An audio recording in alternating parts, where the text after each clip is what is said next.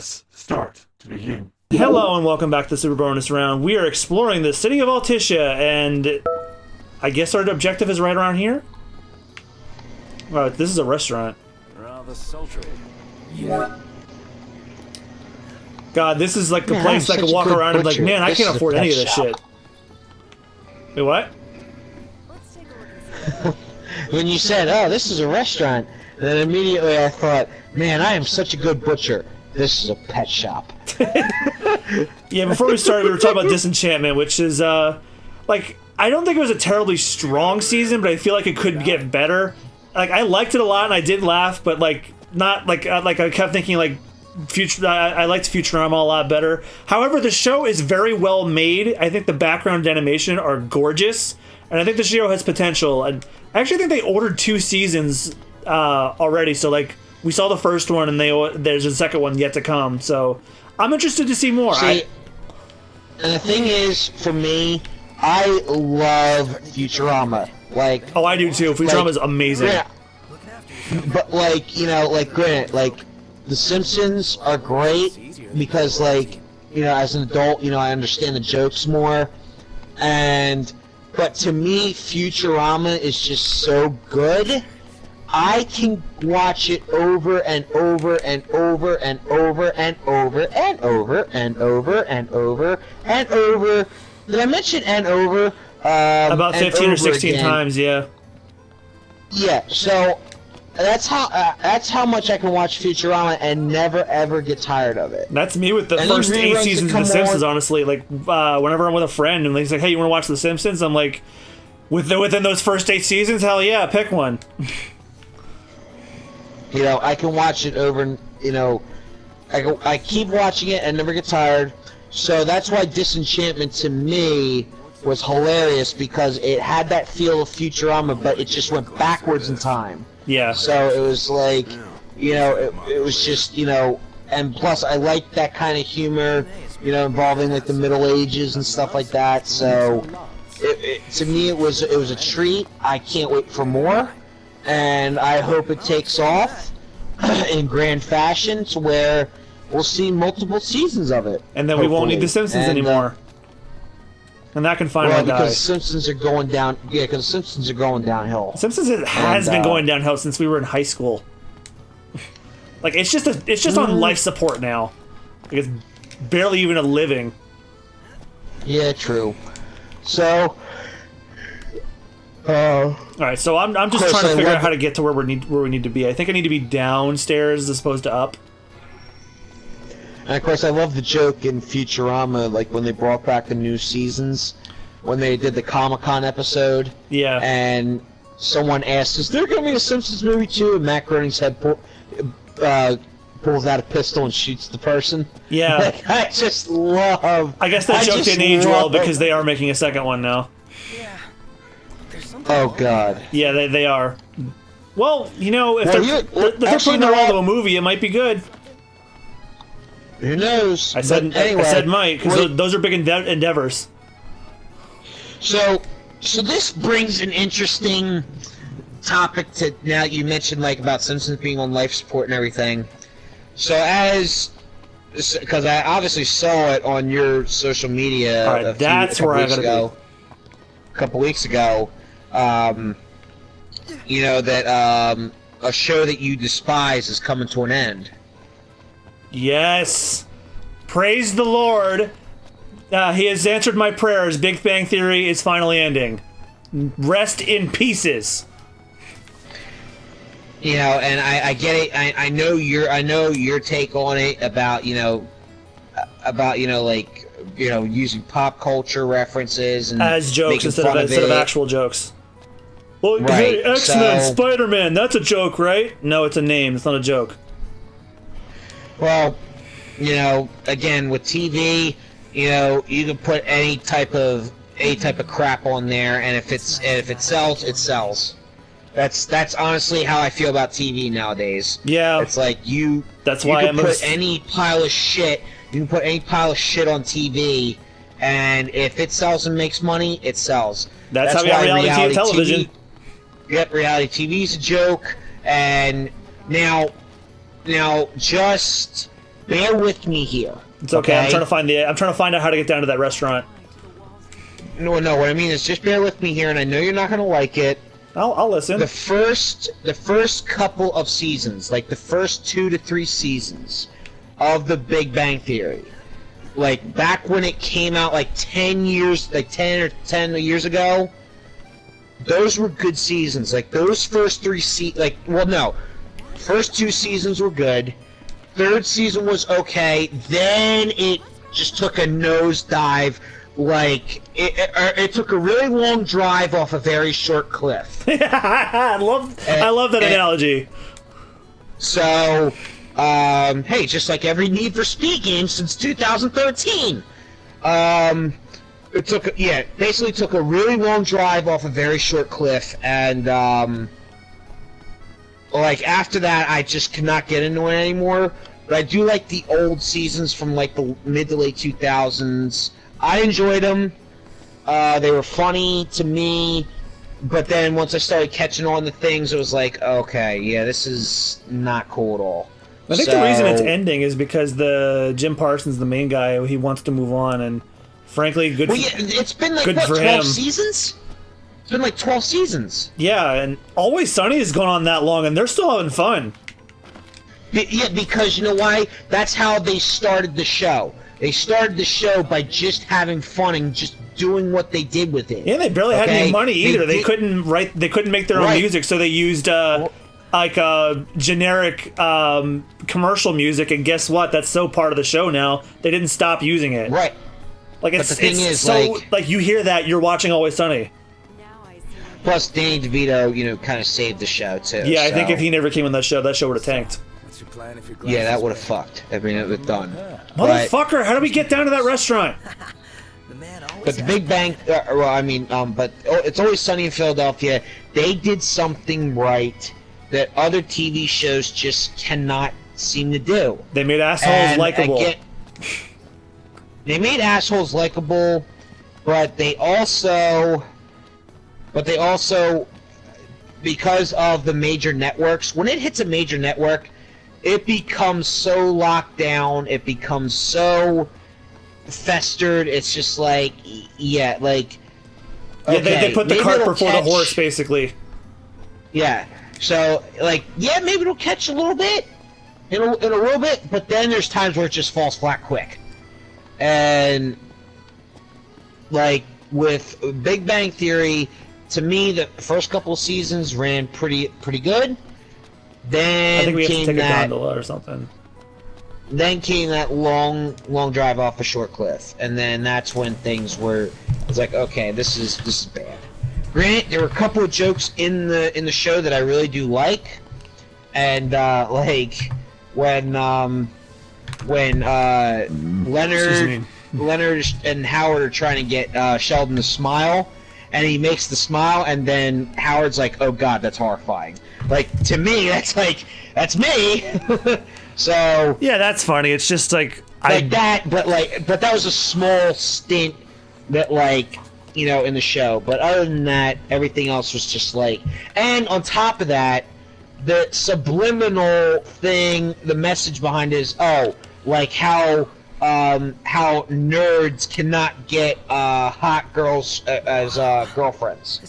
Yeah, that's pretty scummy. That that a 40-year-old know nothing wrote that. Chuck Lorre. Yeah, I mean, what can we expect from the guy who made 2.5 Men? Well, the thing is, Charlie Sheen was a god on that show. Yeah, and then that show tanked shortly after. Yeah, because Chuck Lorre decided to be a dick and fuck everything up. Yeah. Well, he's gonna write something else stupid now. He's gonna make something else now. Oh yeah. That's why the 2.5 Men with Ashton Kutcher, which should have never ever happened, failed miserably. Oh, that what a train wreck that was. How long did that last again? Only like 2 seasons. Ooh. I'm amazed it made it past 1. While there were 7 with Charlie Sheen. Ooh, that stings. There's your burn. There's your burn right there. Because you know why? You got 7 seasons with Charlie Sheen, and you only got 2 with Ashton Kutcher because you were a dick. Mm-hmm. So even though I thought originally Charlie Sheen was crazy, granted he is crazy. Oh, he is. But he was actually smart at the same time. So I think we do have to take a gondola ride.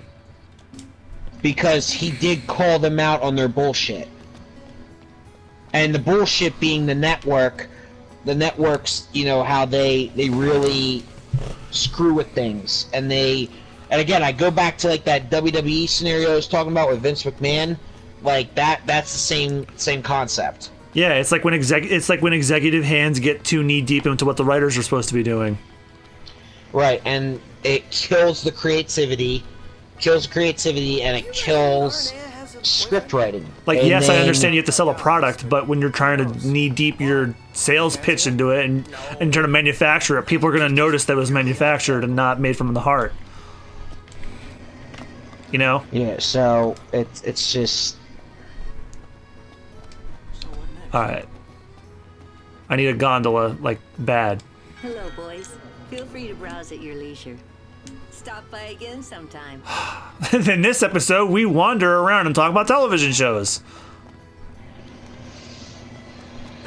They're extending the exhibit for I think this might be important. Dress. The Vivian Westwood? But wasn't that a memorial for her passing? Well, now it's a memorial for her safe return. Let's go see it while we still can. Oh, could that be the dress we read about in the papers? Doubtless. The designer's name is the same. Want to check it out? That depends on the groom. Might still be a sore spot. What with his wedding getting called off. Who says we can't call it back? So wait, they called off the wedding, but a wedding's still happening? I don't understand. Keep an eye out for it. No, it's a fucking side quest. Well, while we're wandering some more, I'm gonna look for another weird question to ask, unless you have some puns. I do not. Okay, so... Oh, here's a good one. Here's a very good one. What set of items could you buy that would make the cashier the most uncomfortable? Yes. Alright, I got the ultimate classic right here. Contractor bags, lime, and gasoline.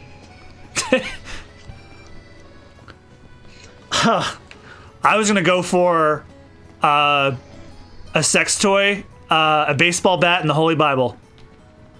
If I was a cashier, I'd laugh.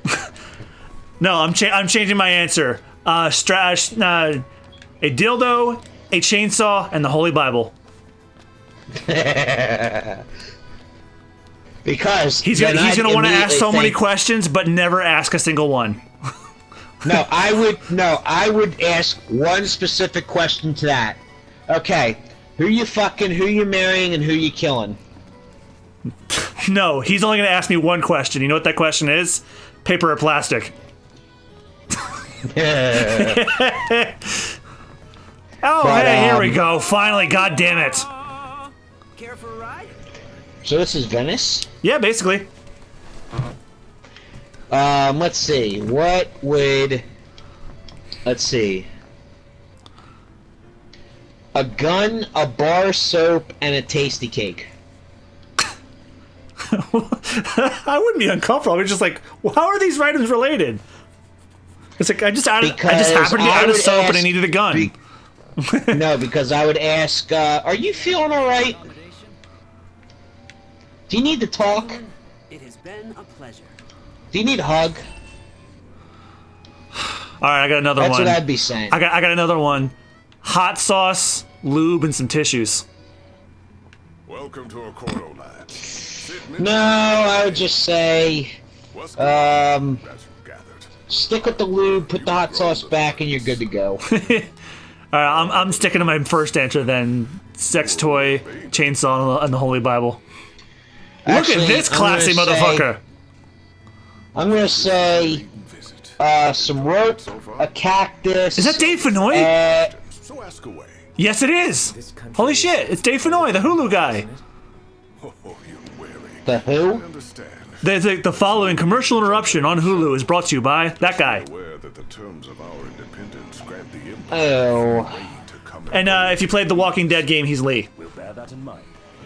But anyway, I'd say a cactus, some rope, and a stuffed teddy bear. They wouldn't normally permit the oracle to appear before the public. How our government... Oh, and you're standing there with your mistress. She's not saying a word. Is there anything else? Ask about the Empire. So you see lots of nifs around here? We do, sometimes even at my place. Theirs is a familiar presence, and the citizens don't think much of it. Though the High Commander did cause a stir when he showed up the other day. Gravis. So soon. Any other questions? I glanced at one. It was like, what are some fun and interesting alternatives to war that countries could settle their differences with? And the first thing that popped in my head was Mario Party. No. You'd have war quickly. You'd have war non-stop. Otherwise, I'd say Mario Kart, but that would just do the same thing.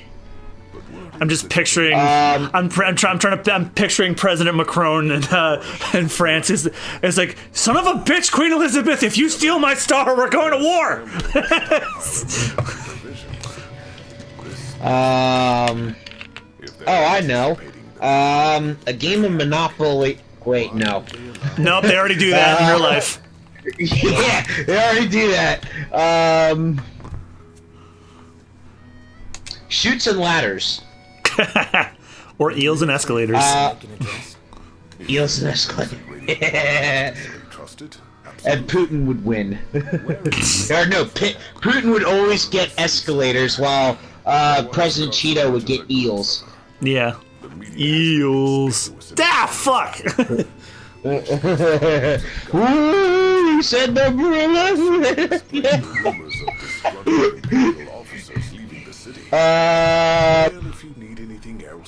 Honestly, a drinking contest. Appreciate it. I think that would really... Beer pong. Really... Yes. You know what? Beer pong and quarters. That would settle differences quick. Mm. You know why? Because here's the thing. When I was up at technical school, you know, a good buddy of mine, you know, he'd have some you know, parties on the weekends in the summertime, and we would play a mean game of beer pong and quarters, and it was fun. I mean, like, it was so fun. It just took the stress of everything away, and like, we all had a good time. Whether we won or lost, we had a great time.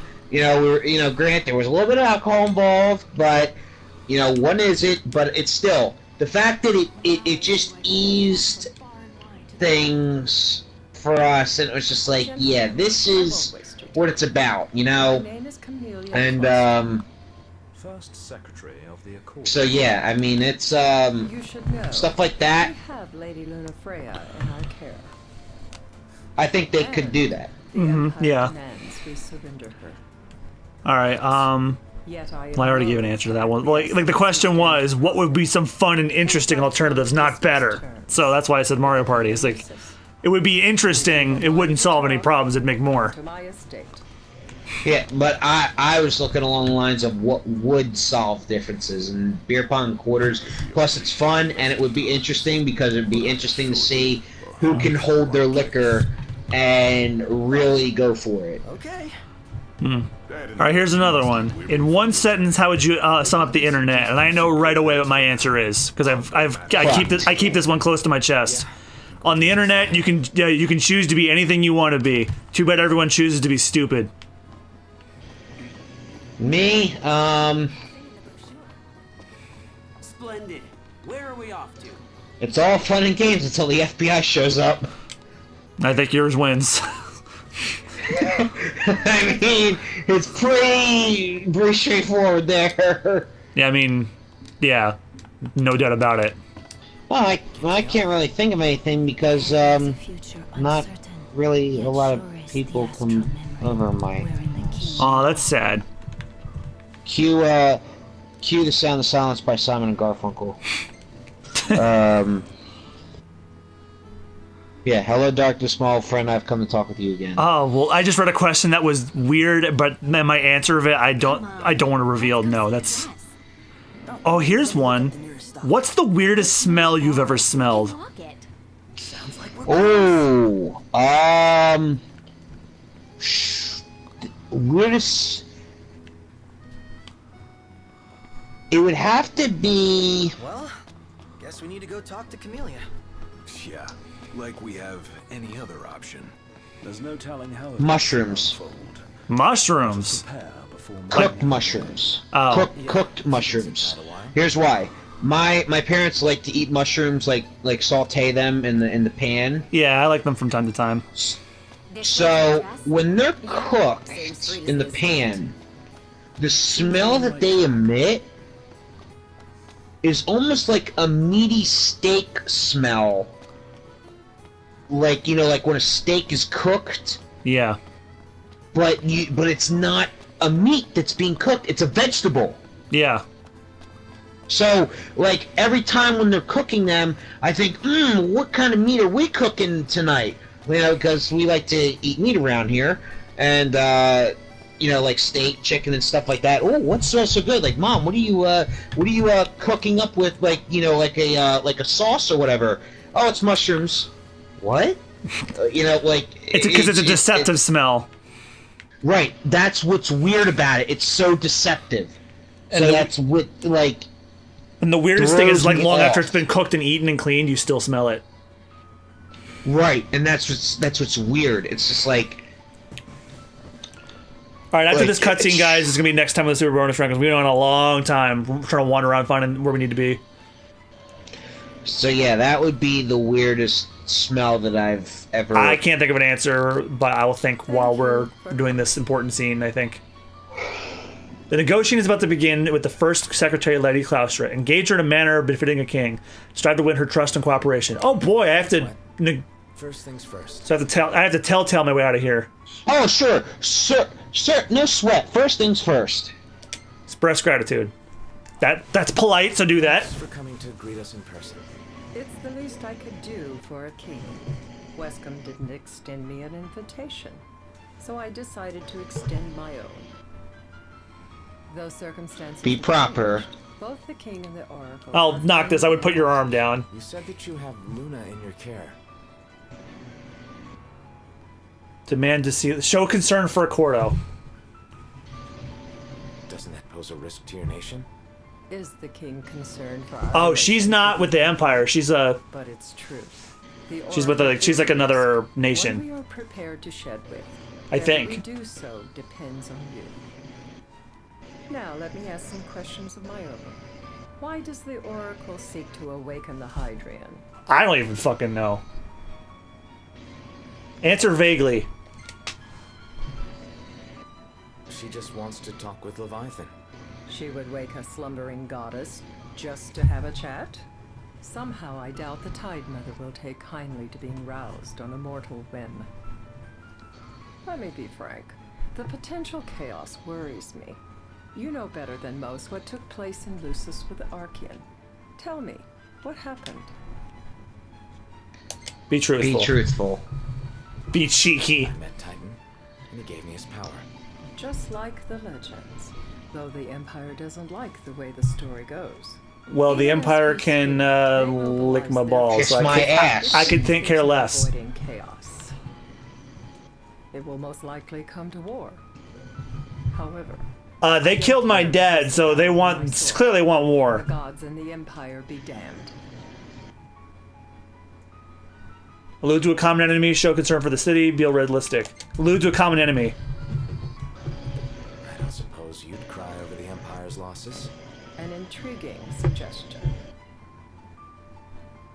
Question reliance on Leviathan, leave her hanging, cut to the chase. Seems to me you want a proxy to fight the Empire. Very sharp, Your Majesty.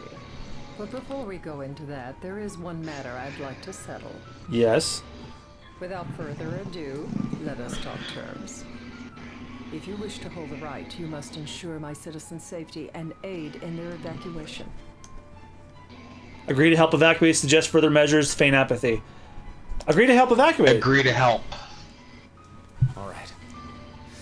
as you ask. I'm pleased to hear it. As long as the people's safety is assured, I have no qualms with your right. And that is not all. Once the rite has begun, I will not be accountable for what follows. You are on your own. Fine. Act confident. Not a problem. We know how to take care of ourselves. Thank you. I'm sorry we cannot do more. But as I'm sure you are aware, few armies can stand against the might of the Imperial fleet. That is all for the terms. To review, you are to ensure our citizens' safety and engage the Empire. Do we have an agreement? Agree amicably. All right. Let's fight together as allies. Allies? Such a vote of confidence. Well, you can trust us to do our part and keep the Oracle safe. A final warning, though I doubt it'll come to it. My duty is to my citizens. Should any harm befall them, there will be a reckoning for both King and Oracle. Empathize with our position, return to threat, remain. Empathize. Empathy's important. All right. You do what you must for your people. You're just like your father. Thank you. Thanks. You've made the right Because I guess decision. because word has gotten around by now. Madam, Yeah, it was all over. Assign I mean, we for found out the last, let's be real. evacuation effort. Whom you choose is up to you. According to our intel, the Imperial fleet will be 4 warships strong. Steel yourselves for a full-scale battle. Oh boy. Glad we could talk. We can each act in our own interest to our mutual benefit. Noctis won the first Secretary's unreserved trust.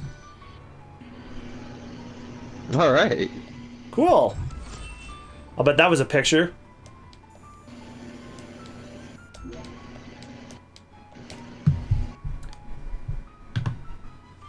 Alright, is this cutscene over? No, it's not. And textures decided to load in 5 seconds later. I can't promise something I can't help. of course. You certainly opened up to them, though. What can I say? I have a soft spot for the young and tragic. They've lost Regis. They've lost the crystal. Yeah, I see the share play stopped in 5 minutes. We were wandering for a while. It was taken from them.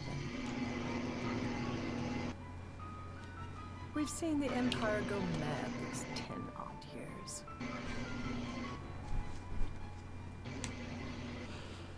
The day of the rites. Man, this episode just will not end. Wouldn't be this way if I wasn't wondering.